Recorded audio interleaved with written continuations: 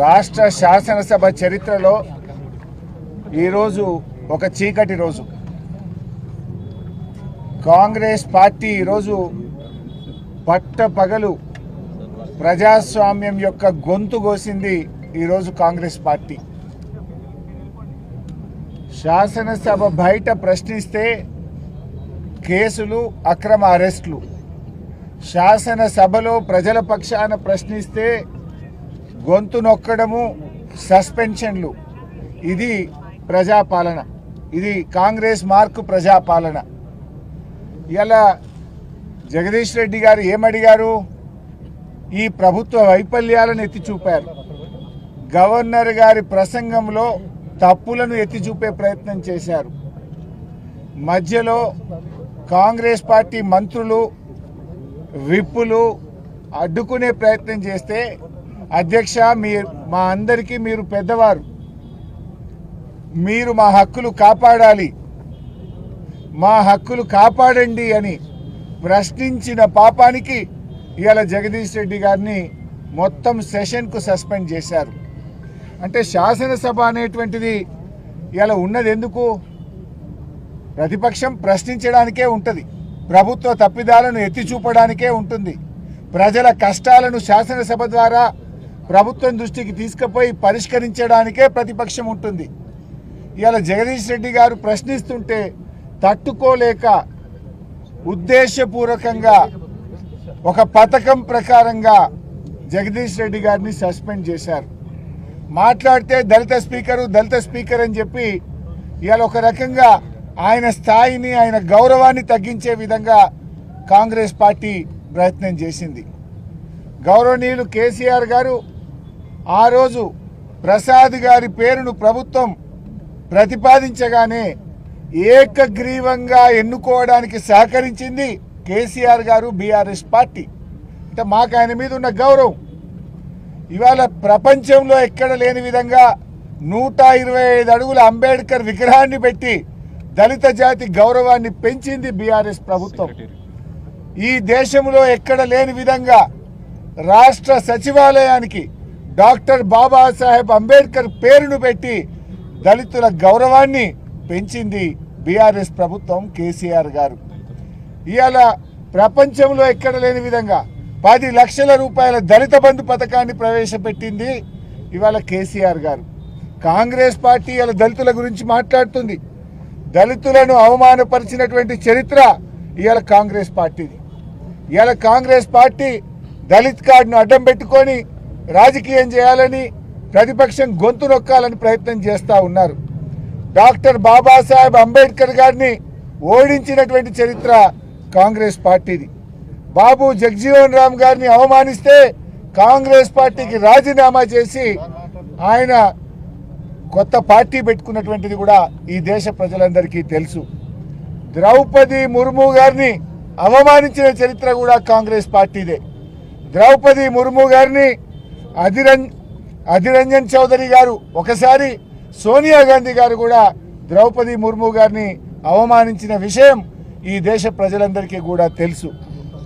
అంటే ఇవాళ దళితులను అవమానించిన చరిత్ర ఇవాళ కాంగ్రెస్ పార్టీది. కానీ ఈరోజు శాసనసభలో మేము చాలా స్పష్టంగా బీఆర్ఎస్ పార్టీ నుంచి 15 మంది ఎమ్మెల్యేలు స్పీకర్ ఛాంబర్కి వెళ్ళి అక్కడున్న శాసనసభ వ్యవహారాల మంత్రి శ్రీధర్ బాబు గారికి, స్పీకర్ గారికి చాలా స్పష్టంగా చెప్పాం. గౌరవ సభ్యులు జగదీష్ రెడ్డి గారు మాట్లాడిన దాంట్లో ఏమాత్రం తప్పు లేదు. ఒకవేళ మీరు తప్పుందని భావిస్తే అన్ని పార్టీల ఫ్లోర్ లీడర్లను పిలవండి, వీడియో పెట్టి మాకు చూపించండి అని మేము అడిగాం. ఒకవేళ తప్పుంటే మేము క్షమాపణ చెప్పడానికి, బేషరతుగా వ్యాఖ్యలు ఉపసంహరించుకోవడానికి మేము సిద్ధంగా ఉన్నాము అని కూడా స్పష్టంగా చెప్పాం. ఎందుకు చెప్పాం? మేము సభ జరగాలి.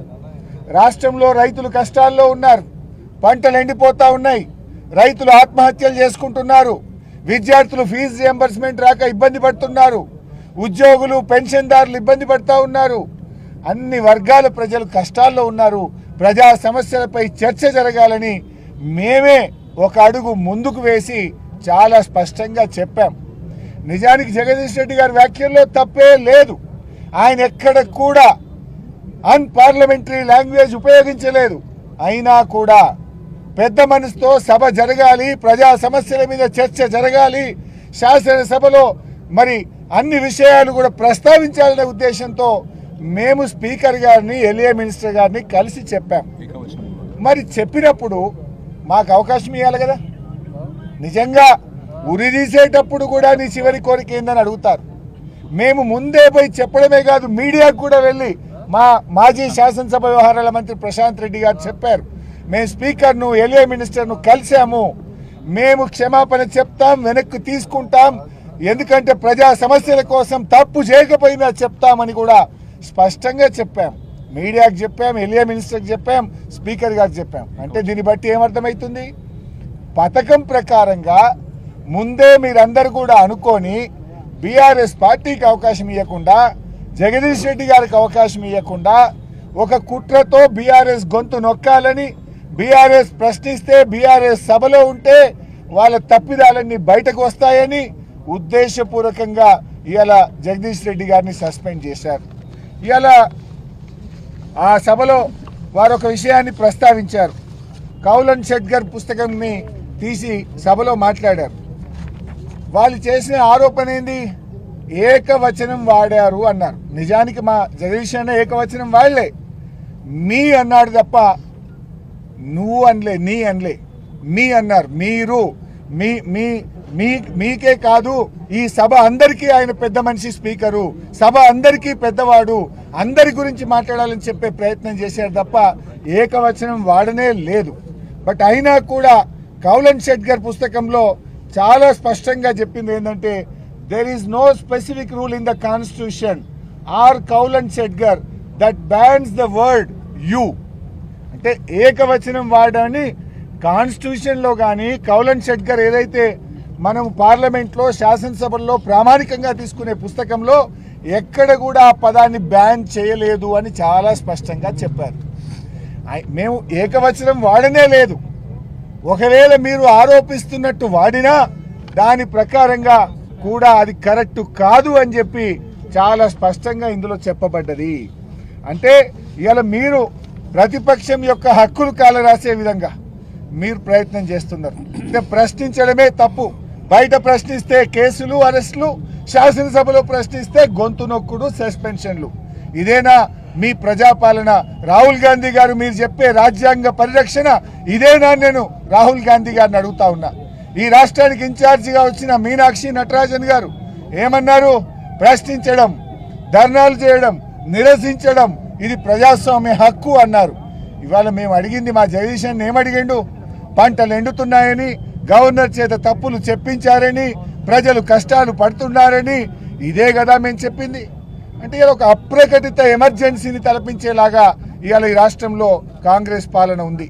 ప్రశ్నించే వారిని పగబట్టే విధంగా ఈరోజు కాంగ్రెస్ పాలన ఉంది. ఈ ప్రభుత్వం ఏకపక్షంగా వ్యవహరిస్తూ ప్రతిపక్షాల యొక్క హక్కులు కాలరాస్తుంది, ప్రతిపక్షం యొక్క గొంతు నొక్కే ప్రయత్నం చేస్తూ ఉంది. ఇదంతా డైరెక్షన్ అంతా రేవంత్ రెడ్డి, యాక్షన్ అంతా శ్రీధర్ బాబు. చాలా స్పష్టంగా కనబడ్డది.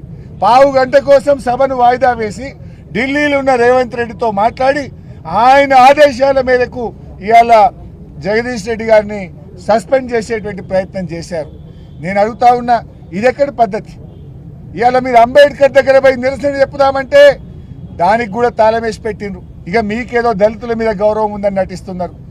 ప్రపంచంలో ఎక్కడ లేని విధంగా కేసీఆర్ గారు ఇంత పెద్ద విగ్రహం కట్టిస్తే ఆ అంబేద్కర్ కు నివాళులు అర్పించడానికి, ఆ అంబేద్కర్ కు దగ్గరికి వచ్చి చూడడానికి వచ్చే వాళ్ళకు చూడకుండా అంబేద్కర్ ను ఇవాళ బందీ చేసే ప్రయత్నం చేసిండ్రు. రేవంత్ రెడ్డి గారు కనీసం ఇంత పెద్ద అంబేద్కర్ విగ్రహం కడితే ఒక్కనాడు వచ్చి మీరు పూలదండేసినారా? ఇంకా మీరు దళిత జాతి మీద గౌరవం ఉన్నట్టు, మీకేదో ప్రేమ ఉన్నట్టు దాన్ని అడ్డం పెట్టుకొని ఇవాళ మా జగదీష్ రెడ్డి గారిని సస్పెండ్ చేసే ప్రయత్నం చేసినారు. ఇవాళ అదేవిధంగా ఉత్తమ్ కుమార్ రెడ్డి గారు కానీ సభలో మాట్లాడిన కాంగ్రెస్ పార్టీ సభ్యులు పూర్తిగా సభను తప్పుదో పట్టించే ప్రయత్నం చేశారు. సభా సాంప్రదాయాలను తుంగదొక్కారు. సభలో ఎప్పుడైనా ఇలాంటి పరిస్థితి వస్తే ఫ్లోర్ లీడర్స్ అభిప్రాయం తీసుకుంటారు, స్పీకర్ ఛాంబర్కి పిలిచి మాట్లాడతారు. ఆ సభ్యుడికి అవకాశం ఇవ్వాలని కూడా రూల్స్ బుక్ చెప్తుంది. ఆ సభ్యుడు నువ్వు మాట్లాడిన వ్యాఖ్యలు వెనక్కి తీసుకొని చెప్పాలి. నిజంగా తప్పు మాట్లాడితే సభ్యుడికి అవకాశం ఇవ్వకుండా, ఫ్లోర్ లీడర్స్ అభిప్రాయం తీసుకోకుండా, కనీసం చర్చించకుండా, అయినా మేమే పెద్ద మనసుతో రాష్ట్రంలో ఉన్న ప్రజల యొక్క కష్టాలను సమస్యలను దృష్టిలో పెట్టుకొని ఒక అడుగు ముందుకు వేసి మేము మా వ్యాఖ్యలు ఉపసంహరించుకుంటాము, మేము హుందాగా ఈ సభ జరగడానికి సహకరిస్తామని చెప్తే మీరు ఒక పథకం ప్రకారంగా బీఆర్ఎస్ కు మైక్ ఇస్తే వాళ్ళు చెప్తారు కనుక అప్పుడు సస్పెండ్ చేయడానికి అవకాశం ఉండదు కనుక చెప్పడానికి అవకాశం ఇవ్వకుండా మైకు ఇవ్వకుండా ఓన్లీ కాంగ్రెస్ పార్టీ వాళ్ళని 4-5 మాట్లాడించి ఇదే సభ అభిప్రాయం అని, ఇదే మూడ్ ఆఫ్ ద హౌస్ అని చెప్పి సభను తప్పుదో పట్టిస్తూ సభా సాంప్రదాయాలను తుంగలో దొక్కుతూ ఈరోజు ఏకపక్షంగా సస్పెండ్ చేశారు. ఇది ప్రజాస్వామ్యంలో చీకటి రోజు, శాసనసభ చరిత్రలో ఇట్స్ ఎ బ్లాక్ డే. దీన్ని తీవ్రంగా మేము ఖండిస్తూ నిరసిస్తున్నాం.